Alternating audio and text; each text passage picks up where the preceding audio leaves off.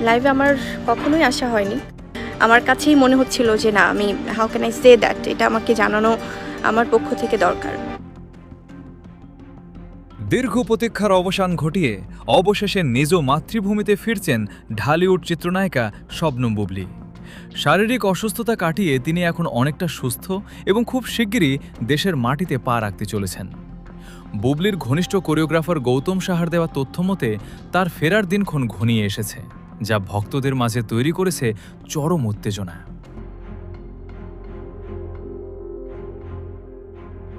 যদিও আনুষ্ঠানিকভাবে বুবলি বা গৌতম সাহা কোনো নির্দিষ্ট তারিখ প্রকাশ করেননি, তবে গৌতম সাহা স্পষ্ট জানিয়েছেন আগামী মাস থেকেই বুবলির সঙ্গে নতুন প্রজেক্টের কাজ শুরু করবেন তিনি।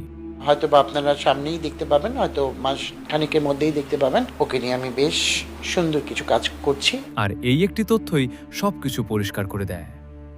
দেশে ফেরার পরপরই কাজে যোগ দেওয়া সম্ভব নয়, কারণ বুবলিকে নিজের প্রস্তুতি এবং সন্তানের দেখাশোনা সব মিলিয়ে কিছুটা সময় ব্যয় করতে হবে।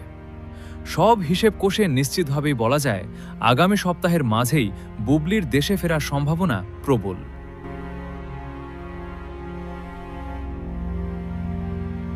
দেশের মাটিতে ফিরে বুবলি প্রথমেই বেশ কিছুদিন পারিবারিক পরিবেশে সময় কাটাবেন। মাতৃত্ব ও শারীরিক সুস্থতা সব মিলিয়ে নিজের ও সন্তানের যত্নেই তার পুরো মনোযোগ থাকবে। তবে বিরতি থাকলেও কাজের জগতে ফেরার জন্য তিনি যে মানসিকভাবে তৈরি তা গৌতম সাহার সাথে নতুন প্রজেক্টের আলোচনার মাধ্যমেই স্পষ্ট।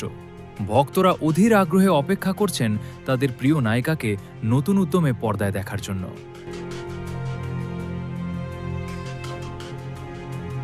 বুবলির এই প্রত্যাবর্তনের খবরটি আপনার কেমন লাগছে?